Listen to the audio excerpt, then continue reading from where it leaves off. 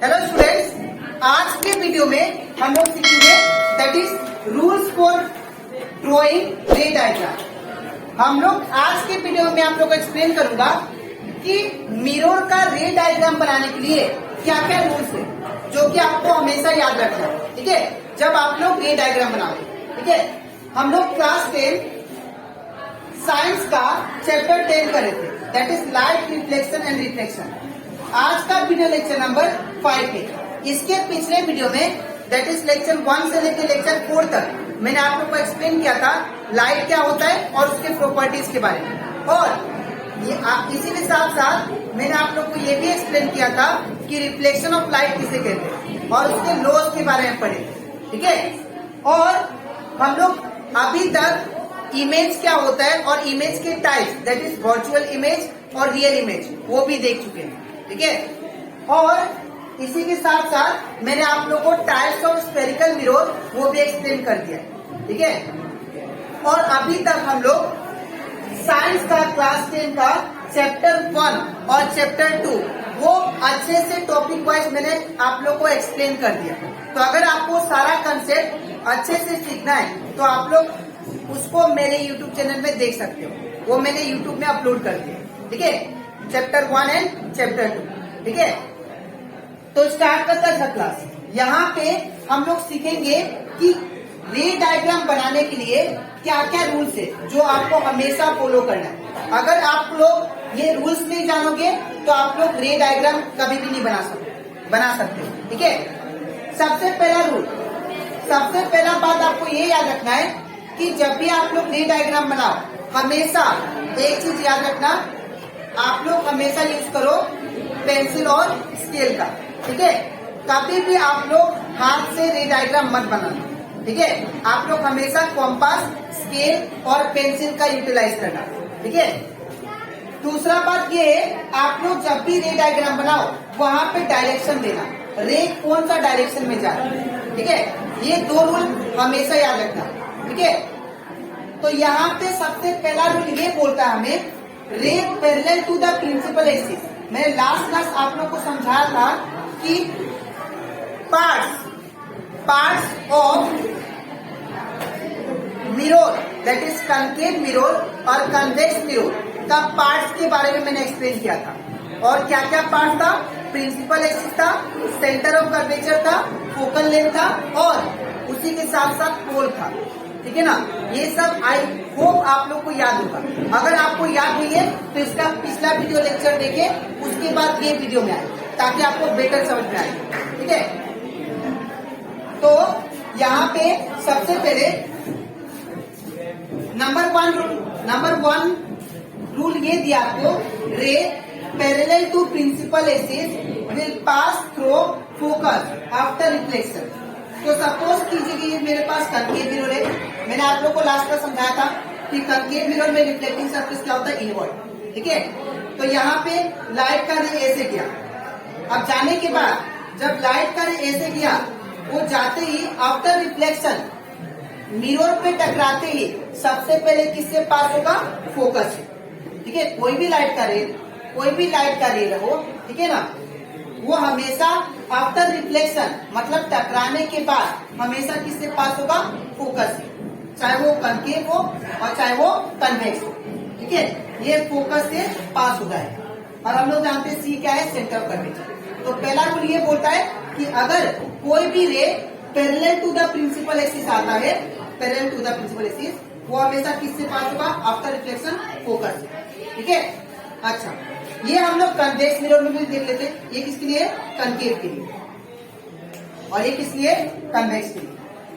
तो कन्वेक्स के लिए आप लोग देखो, यहाँ पे ये कन्वेक्स मिरर दे दिया है और ये प्रिंसिपल एक्सिस और ये पोल सेंटर को बोलते हैं और ये फोकस है सेंटर कर्वेचर। अब प्रिंसिपल एक्सिस का पैरेलल में एक रे आया और रे आने के बाद में आफ्टर रिफ्लेक्शन ये किससे पास होगा, फोकस हमेशा कन्वेक्स मिरर का इस साइड होता है, राइट साइड, हमेशा याद रखिएगा, और इसका क्या होता है, लेफ्ट साइड होता है।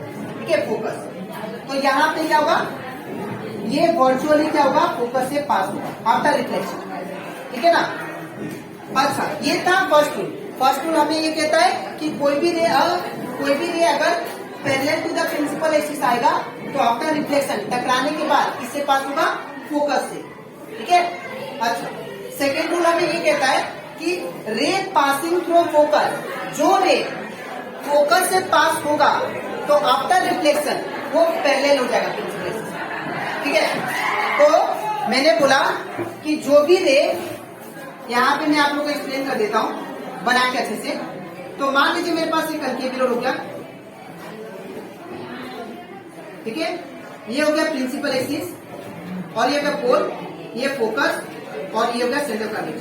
तो अकॉर्डिंग टू सेकेंड रूल हमें क्या कहता है कि अगर कोई भी रे अगर फोकस को एम करते हुए आ रहा है, ये फोकस को एम करते हुए आया, ठीक है, तो अगर फोकस से पास होता है तो आफ्टर रिफ्लेक्शन ये क्या हो जाएगा? पैरेलल हो जाएगा प्रिंसिपल एक्सिस।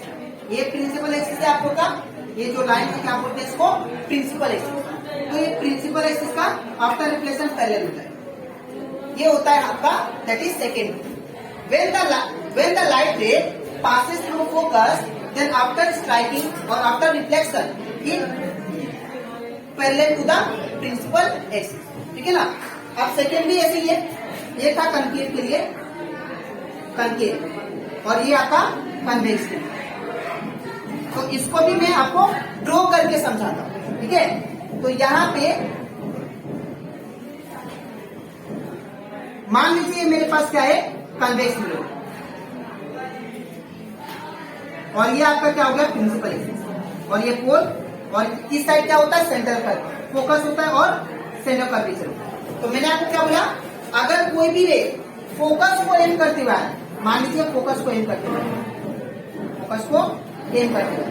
तो आफ्टर रिफ्लेक्शन जब ये स्ट्राइक हुआ ये मिरर में, वो क्या हो जाएगा? पैरेलल हो जाएगा प्रिंसिपल एक्सिस का। ये प्रिंसिपल एक्सिस का ये पैरेलल, ये हमें सेकेंड रूल बोलते हैं। तो अभी तक मैंने आपको दो रूल बताए। पहला कि जब भी कोई भी लाइट करे parallel to the principal axis आएगा तो आफ्टर रिफ्लेक्शन किससे पास होगा? फोकस। ये पहला रूल। सेकेंड रूल ये बताया कि जब भी कोई भी लाइट करे अगर फोकस से पास होता है, फोकस से, ठीक है ना, तो आफ्टर स्ट्राइकिंग आफ्टर रिफ्लेक्शन वो क्या हो जाएगा? पैरेलल हो जाएगा प्रिंसिपल एक्सिस। ठीक है। तो आई होप आप लोगों को ये दोनों जो रूल्स है वो अच्छे से समझ में आएगा। अब इसके नेक्स्ट स्लाइड में मैं बाकी का रूल्स एक्सप्लेन करूंगा। ठीक है। तो इसके बाद अब हम लोग समझते हैं third rule, that is third rule कैसे, जो कि रे डायग्राम में हेल्प करेगा मिरर का। ठीक है। तो थर्ड रूल हमें ये कहता है रे passing through centre of curvature, जो भी रे सेंटर ऑफ कर्वेचर से पास होगा, ठीक है, will follow the same path back after reflection. तो जो भी रे अगर आपका सेंटर ऑफ कर्वेचर से पास होता है वो क्या होगा? सेम पाथ क्या होगा?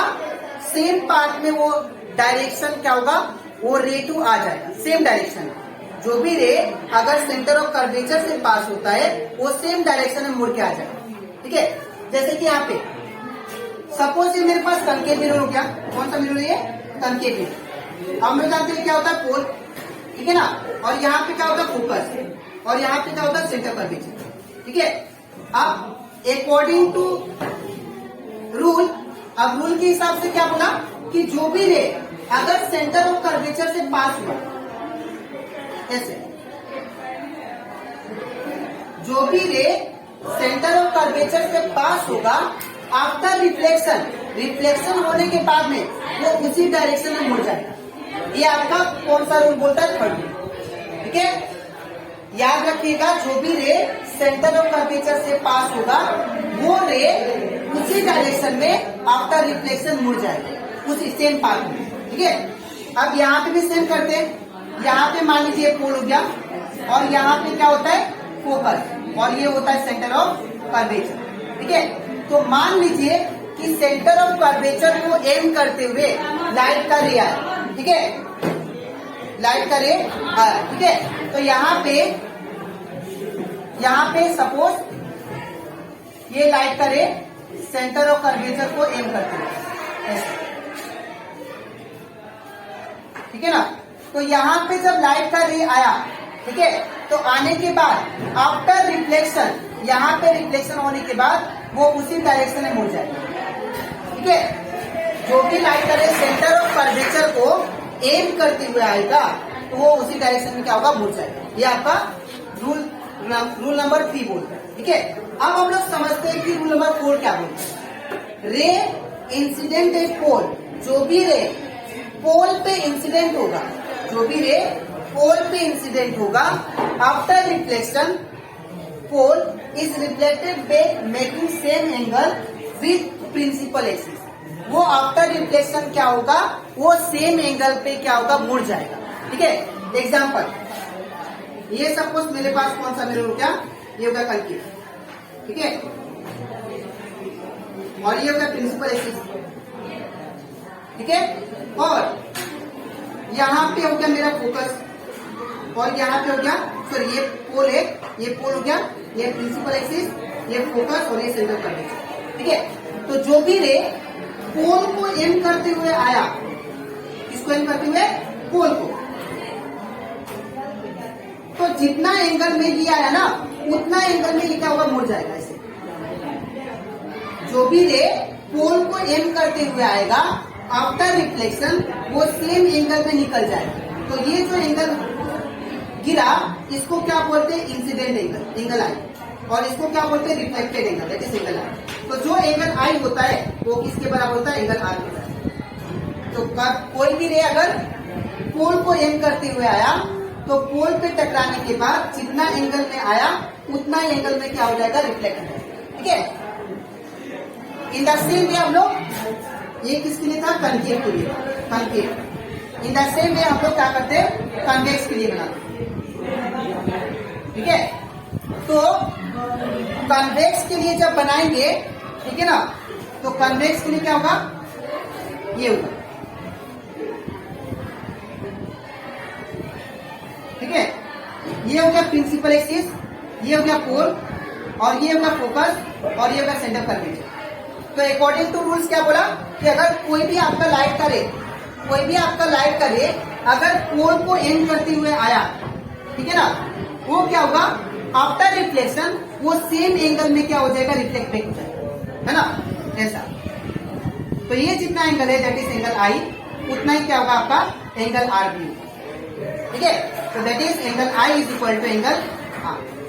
ठीक है, तो ये हमारा रूल्स कंप्लीट हो जाता है, जिसके थ्रू हम लोग रे डायग्राम बनाएंगे। ठीक है, तो पहला रूल क्या था, मैं एक बार उसको रिपीट कर देता हूँ। पहला रूल ये था कि अगर कोई भी लाइट का रे अगर parallel to the principal axis आ रहा है, तो आफ्टर रिफ्लेक्शन वो किससे पास होगा, फोकस।